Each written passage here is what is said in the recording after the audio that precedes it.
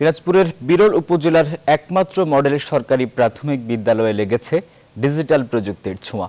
Biometric মেশিনে আঙ্গুলের ছাপের মাধ্যমে উপস্থিতি নিশ্চিত করছেন বিদ্যালয়টির শিক্ষক ও শিক্ষার্থীরা। এতে সচেতনতার পাশাপাশি সাশ্রয় হচ্ছে সময়। ফখরুল ইসলাম পলাশের তথ্য এবং ছবিতে ডেস্ক রিপোর্ট। দিনাজপুরের বিরল উপজেলায় কয়েক বছর আগে ১৩টি সরকারি শিক্ষা প্রতিষ্ঠানে বায়োমেট্রিক বা ফিঙ্গারপ্রিন্ট মেশিনের ব্যবহার শুরু হয় উপজেলা প্রশাসনের উদ্যোগে। এর একটি উপজেলার একমাত্র মডেল সরকারি প্রাথমিক বিদ্যালয়।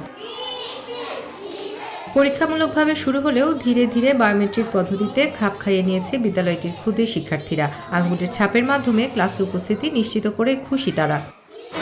থেকে ক্লাসে যাই, ক্লাসে আমরা বেশিক্ষণ পড়তে পারি, সময় নষ্ট হয় না, তাড়াতাড়ি নাম প্রেজেন্ট হয়।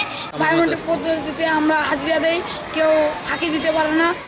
শিক্ষক ও শিক্ষার্থীরা উপস্থিতি গ্রহণ করার এমন পদ্ধতিতে আগের চেয়ে অনেক বেশি সচেতন হচ্ছে বলে জানালেন প্রধান শিক্ষক।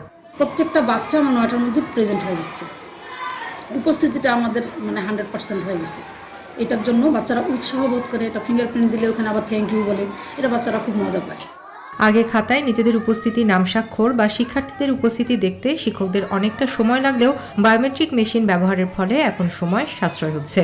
আমি আশা করব যদি বাকি স্কুলগুলোতে যদি বায়োমেট্রিক মেশিনটা দেওয়া হয় তাহলে ছাত্র এবং ছাত্রছাত্রী এবং শিক্ষকদের উপস্থিতি নিশ্চিত করা খুব সম্ভব হবে। প্রতিটি শিক্ষা প্রতিষ্ঠানেই এই পদ্ধতি থাকা প্রয়োজন বলে মনে করেন উপজেলা নির্বাহী কর্মকর্তা।